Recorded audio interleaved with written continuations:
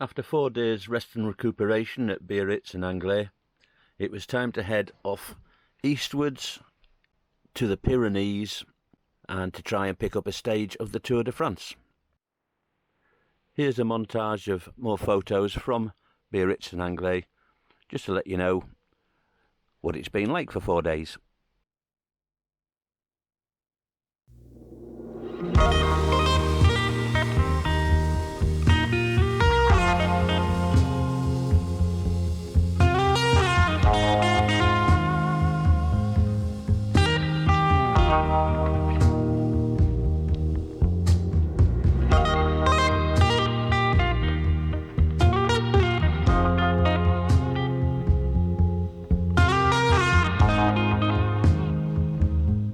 First port of call on the 8th of July was Mazarese-sur-Salat, a lovely little village, pictures of which I'll leave running alongside the driving footage.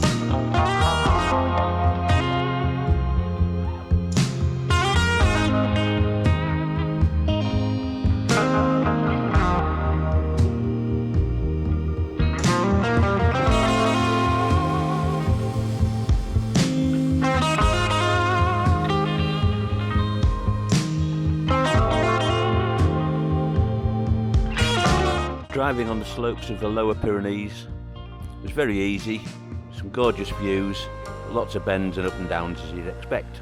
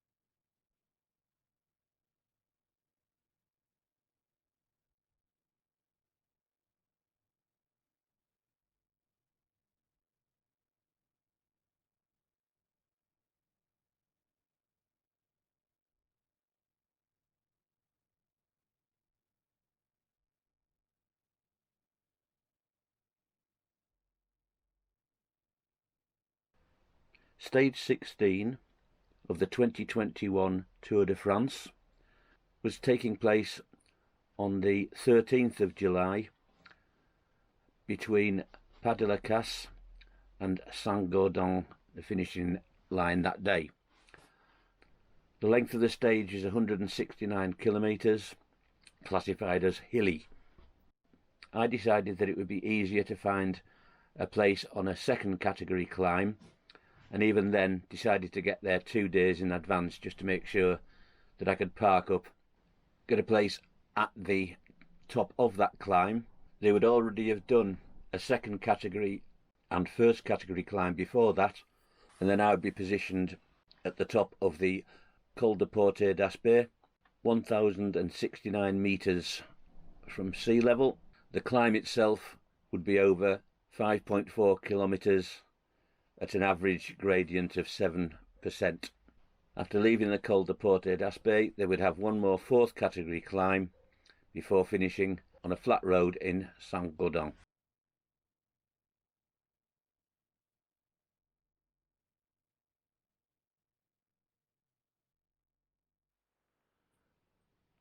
Having approached the summit where I was going to be parked from the western side, which was basically where the cyclists would be descending from the summit, heading to the actual stage finish further on, I decided to carry on down to the village below, as that marked the starting point of the climb up to the summit. The actual climb in the van took almost 4.5 minutes, and I'm sure the video won't do justice to the actual steepness in some parts.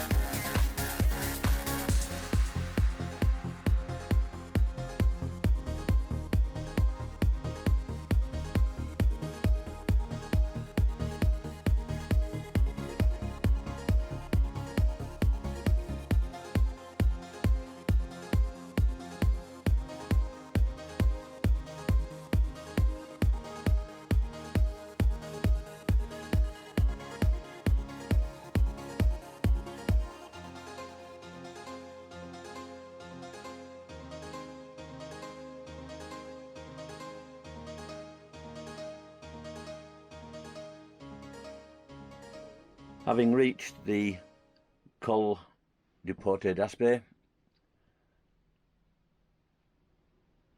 it was obvious that most of the best places had already been taken by people who planned these events way in advance. So all the motorhomes were in their favourite places, but I did manage to be first onto the supplementary field, the owner of which was hanging around and explained that it cost €15 to stay there for 3 days, which is not bad at all.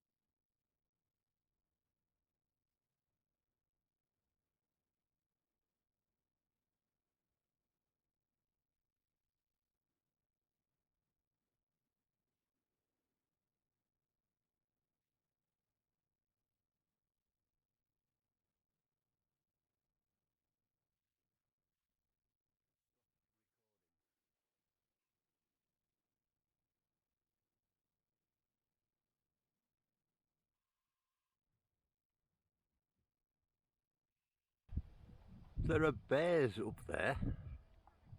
Bloody bears.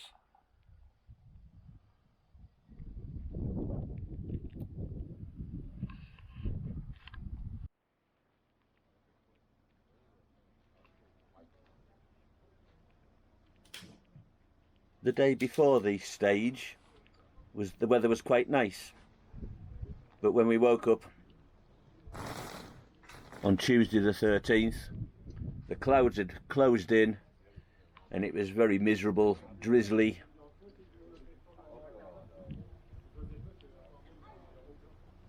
But everybody was prepared to throw on the waterproofs and await the riders, and of course the caravan that comes before it, picking out goodies, sweets, promotional material, things like that.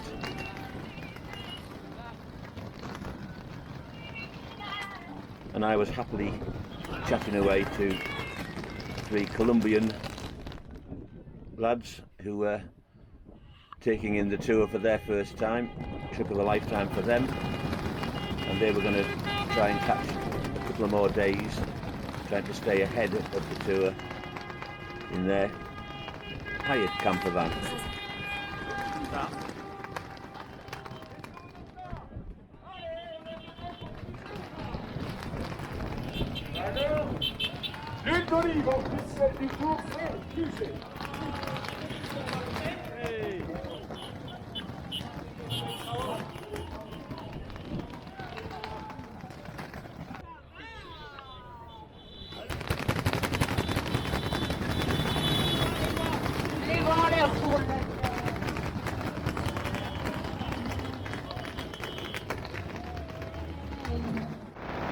Patrick Conrad crested the summit first.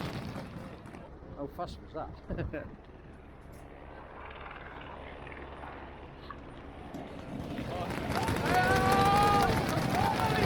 Followed by a couple of chasers.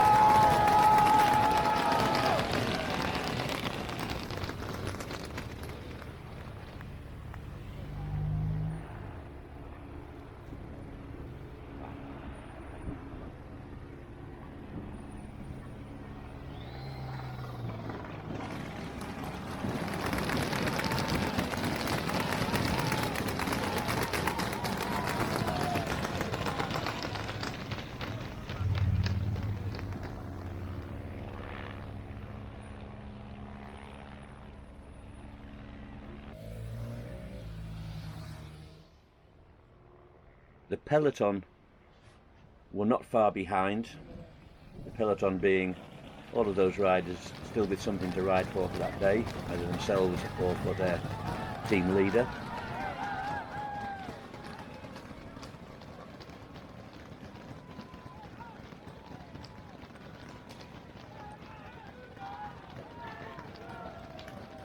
Mark Cavendish and the other sprinters who find it hard to get up the big mountains usually come along slightly behind, saving their legs for the sprint days.